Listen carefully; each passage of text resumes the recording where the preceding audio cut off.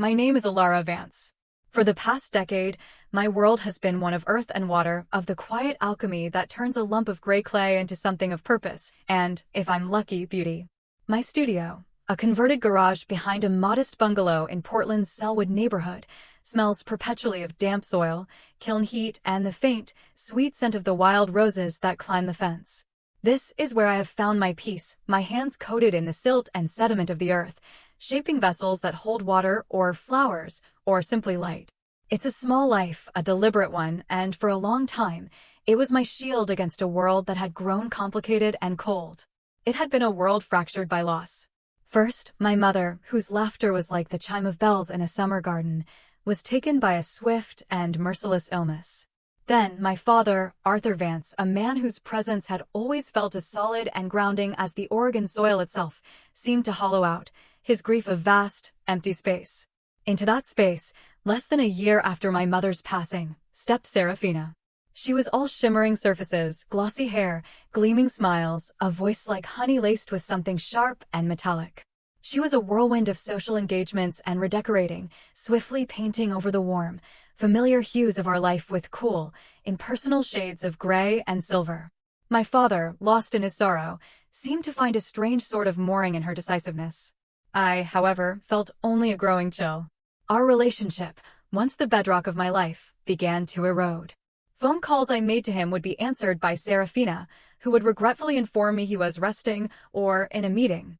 Invitations to the family home for Sunday dinner, a tradition as old as my memory, would mysteriously get lost. When I did see him, Serafina was a constant, glittering presence at his side, her hand on his arm, her voice a silken curtain between us. She would look at me with a gaze that managed to be both pitying and dismissive, remarking on my quaint little hobby and the clay permanently lodged under my fingernails. "Alara is so wonderfully artistic," she'd say to her friends, the words a compliment on the surface, but a dismissal underneath. Artistic, in her lexicon, was a synonym for impractical, unambitious, and poor. She and her 2 children from a previous marriage, Julian and Celine, moved through the world with an entirely different sense of gravity. Theirs was a world of brands, of status, of assessing the value of everything and everyone they encountered. I, with my dusty apron and quiet life, was clearly valued at next to nothing. My father's health began to fail a few years into the marriage. It was a slow, cruel decline that stole his strength and clouded his brilliant mind. In those final years, the wall Serafina had built around him became a fortress. My visits grew shorter, more strained, always under her watchful eye. She spoke of my unwillingness to help, of how I was too busy with my pottery to be there for my own father. The lies were so audacious, so complete, that they created their own reality, one in which my father, in his moments of confusion, sometimes seemed to believe. The last time I saw him with any clarity, his hand, thin and papery, had gripped mine with a surprising strength. His eyes, for a moment, were the sharp, intelligent blue I remembered. "Be patient, Ellie," he'd whispered, his voice a dry rustle. "Just be patient. And trust me." I had held on to those words like a talisman. And now, 2 months after his funeral, a grand, ostentatious affair orchestrated by Serafina that felt more like a society event than a farewell, I was driving downtown to the law offices of Sterling, Davies, and Finch. The sky was a classic Portland canvas of bruised purple and gray, a fine, persistent mist slicking the streets and blurring the traffic lights into halos of red and green. The wipers kept a steady, hypnotic rhythm, like a slow, sad heartbeat. I was on my way to hear the reading of his will, an event Serafina had informed me of via a curt text message, adding, "Your attendance is a formality, of course, but required." I found a parking spot in a garage that smelled of damp concrete and exhaust fumes, and walked the last few blocks, my worn leather boots silent on the wet pavement. The firm was housed in a historic brick building, its name etched in gold leaf on the heavy glass doors. The air inside was warm and still, carrying the scent of old paper, rain-soaked wool, and brewing coffee. It was the scent of quiet importance. Serafina, Julian, and Celine were already in the waiting area, a space furnished with wingback chairs and dark, somber landscapes on the walls. They formed a tight, whispering conclave, their expensive fabrics and polished leather a stark contrast to my simple wool coat and hand-knitted scarf. "I'm thinking the Carrera first," Julian was saying, his voice low but excited. He was tapping impatiently at his phone. "The new model. Midnight blue. Then we seriously need to talk to a broker about a penthouse in the Pearl. The views from the Overton are spectacular. I've already got a design board for the Laurelhurst house, Celine chimed in, her voice thin and reedy. We have to gut the kitchen. All that dark wood is so oppressive. I want Italian marble, white and gray. And a proper wine cellar, not that dusty little closet Dad had. Dad. The word sounded so foreign on her lips. She had only ever called him Arthur, and usually with a faint air of condescension. Serafina, draped in a cashmere shawl the color of cream, gave them a placating smile. Patience, darlings. We must handle the legalities first. Then, the world is our oyster. She turned and her eyes, the color of a winter sky, landed on me. The smile vanished, replaced by a look of profound irritation, as if my very presence was an inconvenience she was forced to endure. Alara. I'm surprised you came. It was required, I said, my voice quiet. I didn't have the energy for a fight. The grief for my father was still a heavy cloak, and I wore it everywhere. Well, I hope you haven't gotten your hopes up, she continued, her voice dropping to a conspiratorial whisper, loud enough for the entire room to hear. Arthur was very clear about his intentions in his final years. He wanted to ensure his estate went to the family who was actually there for him, who cared for him. The barb was meant to sting, and it did, but not in the way she intended. It stung with the memory of my father's trapped eyes, of his whispered plea for patience. I thought of the countless times I had driven to the house, only to be told he was sleeping, the dozens of casseroles and books I'd left on the doorstep that were never mentioned. I simply nodded and took a seat in the farthest chair, pulling a worn paperback from my bag. It was a flimsy shield, but it was all I had. A moment later, a kind-faced woman with a gentle smile appeared. Mr. Davies will see you now. We were led into a large conference room overlooking the city. Raindrops traced silver paths down the panoramic windows. At the head of a long, polished mahogany table sat Mr. Alastair Davies. He was a man in his late 60s, with a warm face and eyes that held a deep well of kindness. He had been my father's lawyer for over 40 years, and a friend long before that. He had known my mother. When my father remarried, Mr. Davies had been one of the few old friends who hadn't been politely but firmly edged out of his life. He rose as we entered, his gaze lingering on me for a moment with an expression of gentle sympathy. Serafina, Julian, Celine. Alara. Please sit. Serafina took the chair directly opposite him, a queen claiming her throne. Julian and Celine flanked her, their expressions a mixture of impatience and avarice. I chose a seat near the end of the table, feeling small and out of place. Thank you all for coming, Mr. Davies began, his voice calm and measured.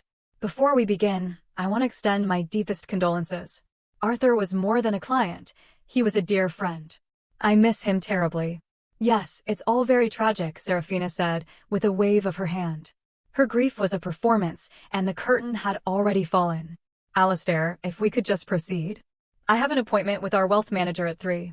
Mr. Davies's smile was polite, but it didn't quite reach his eyes.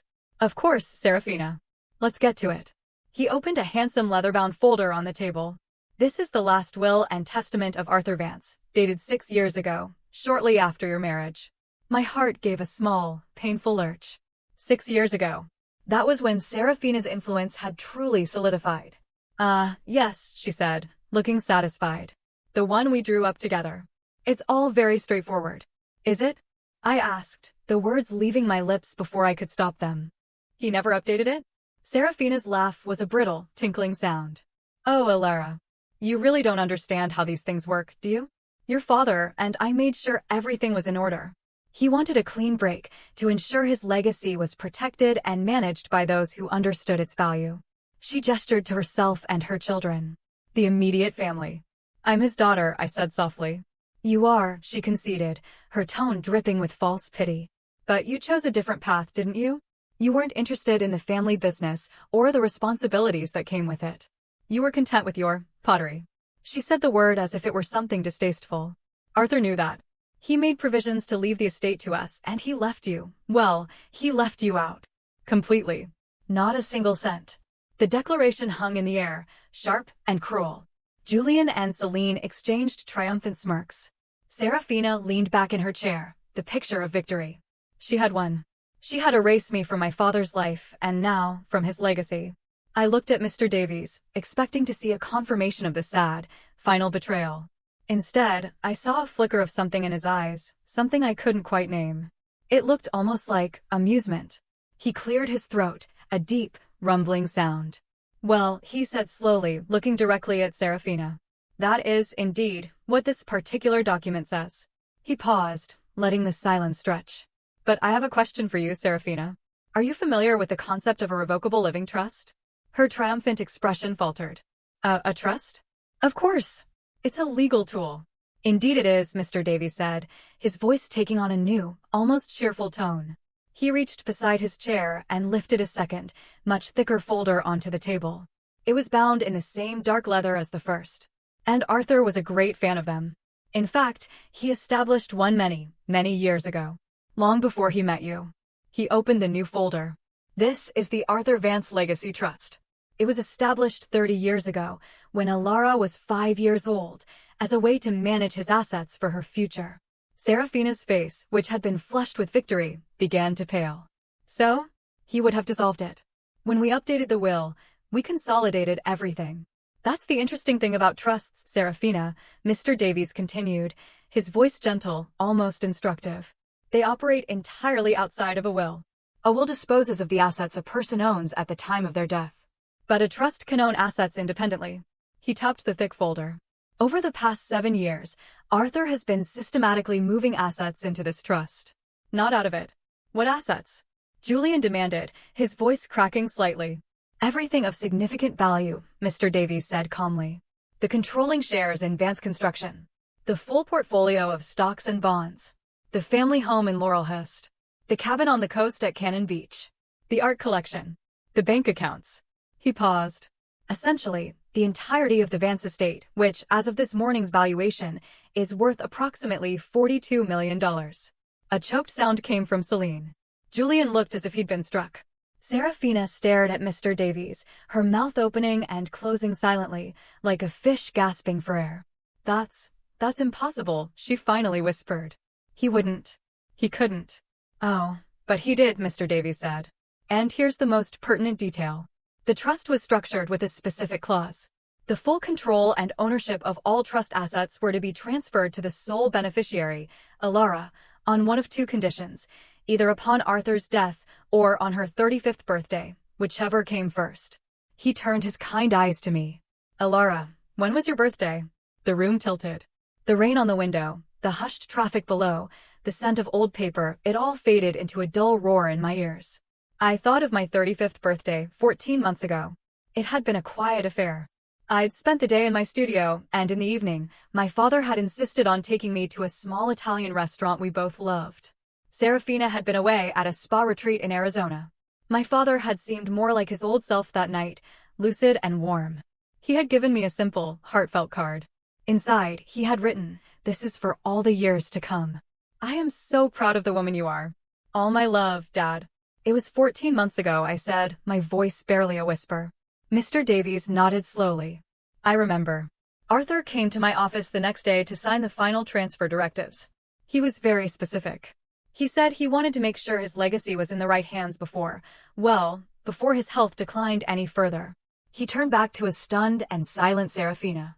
So you see, the assets you've been planning to spend, the houses you've been planning to redecorate, they haven't belonged to Arthur for over a year.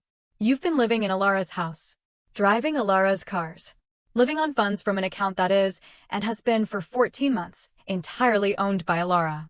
The silence that followed was absolute. It was so profound I could hear the soft hum of the building's ventilation system, the distant siren wailing its way through the city. I finally found my voice. It was stronger than I expected. Dad asked me to wait, I said, looking at the three of them. Their faces were masks of disbelief and horror. He told me not to say anything. He wanted to see. He wanted to give you a chance, Serafina. A chance to be a wife to him, not just an administrator. He wanted to see if you would stop. Stop what? Serafina spat, her voice a venomous hiss. This is a trick. It's fraud.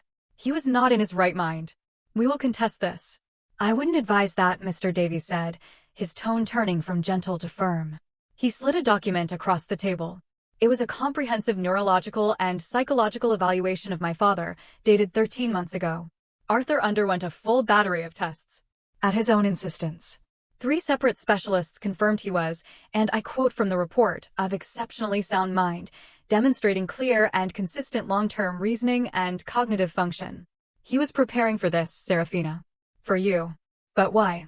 Celine wailed, tears finally beginning to streak her carefully applied makeup. Why would he be so cruel? I looked at her brother, at her mother, and for the first time in years, I felt not pain or intimidation, but a deep, aching pity. Because he wasn't blind, I said. He saw everything. He saw the credit card statements, Julian, for the cars and trips you charged to his accounts. He saw the receipts from the jewelry boutiques, Celine. And he saw the way you were isolating him, Serafina. He knew you were watering down his single malt. He knew you lost his reading glasses when important documents arrived. He knew you told his old friends he was too tired for visitors. You can't prove any of that, she hissed. I don't have to, I said softly. He did. Mr. Davies slid another, even thicker folder onto the table. Arthur hired a private investigator 2 years ago. The reports are extensive. He was particularly interested in your first marriage, Serafina. The one that ended so suddenly when your late husband had that unfortunate medication mix-up.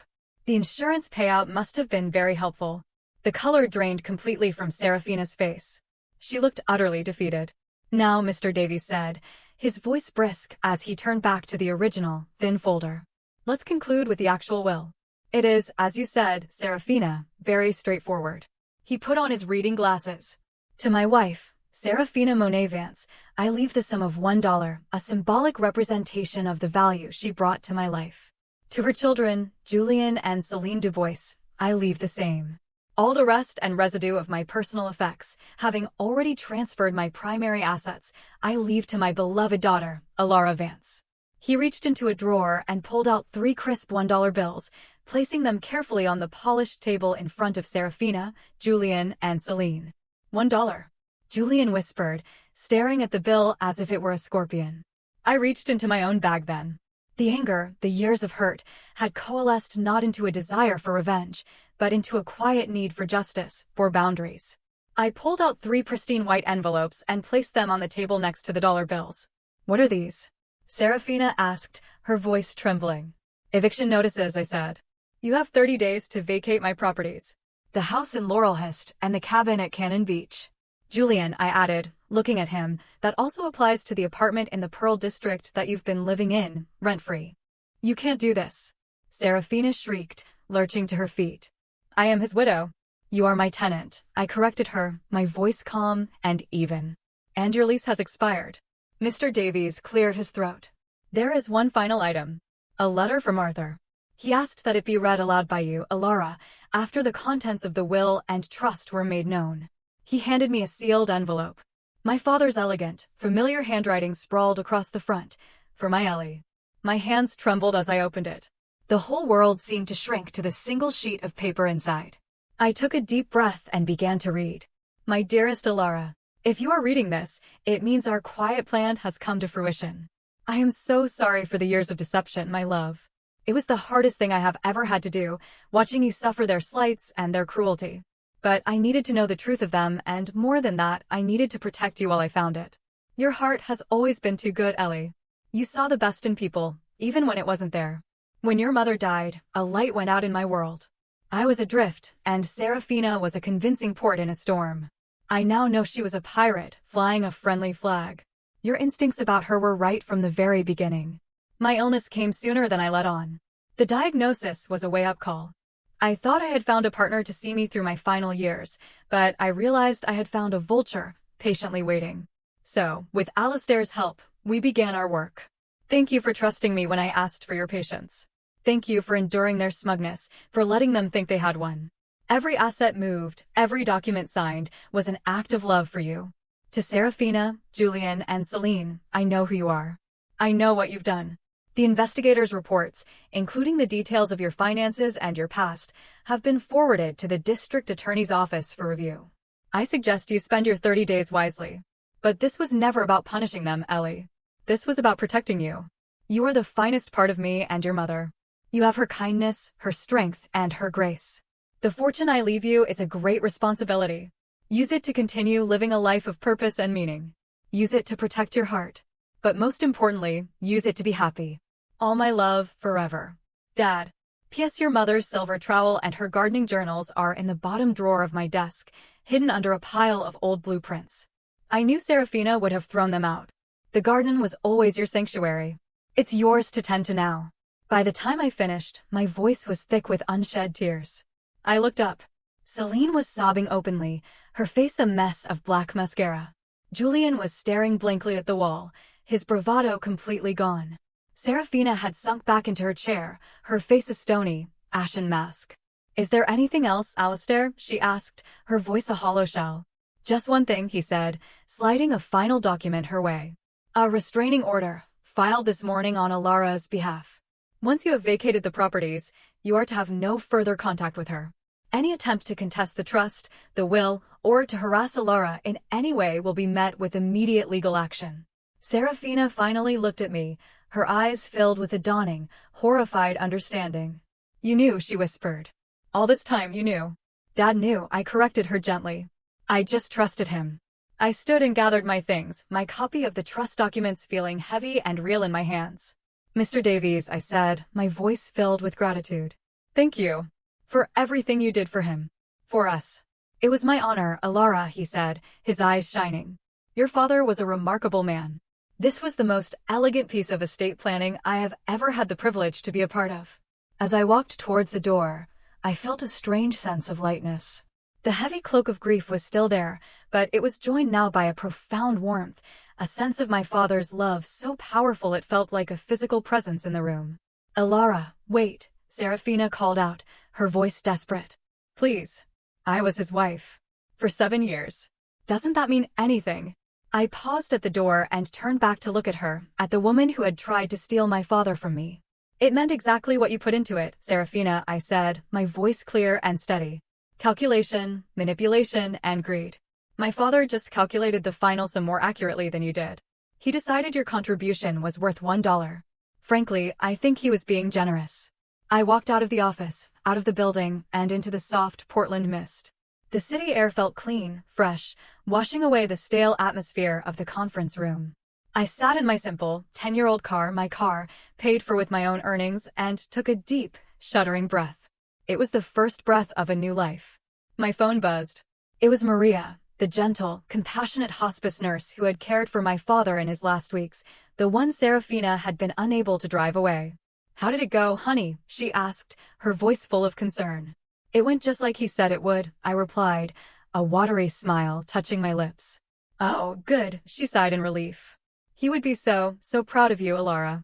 You know, in those last days, when he was lucid, all he talked about was you. He said you were the only person in his life who never wanted a thing from him, except his time." "I miss him so much, Maria," I whispered, the tears finally coming, hot and cleansing. "I know, sweetie. I know. But he made sure you were safe. That's all he cared about at the end. Not the money, not the revenge. Just you." After we hung up, I didn't drive home. I drove west, towards the coast, the city dissolving into suburbs, then into the dense, green forests of the Coast Range. 2 hours later, I pulled up to the small, cedar-shingled cabin at Cannon Beach. It was nestled in the pines, the air thick with the scent of salt and evergreen. My house.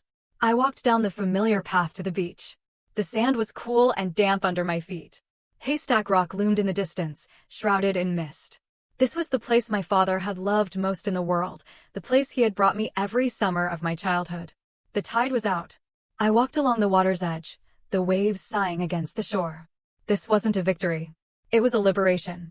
It wasn't about the money or the houses. It was about the reclamation of my own story, my own worth. It was about honoring the man who had seen my value all along, even when I was covered in clay, even when I was quiet, even when I was pushed into the shadows. He hadn't left me a fortune. He had left me a future. He had left me the tools to tend my own garden, the space to build my own life, and the quiet strength to know that my worth was never up for negotiation. The wind picked up, whipping my hair across my face, and for a moment, I could almost hear his laughter mingling with the cry of the gulls, a sound as deep and as timeless as the ocean itself. I was free.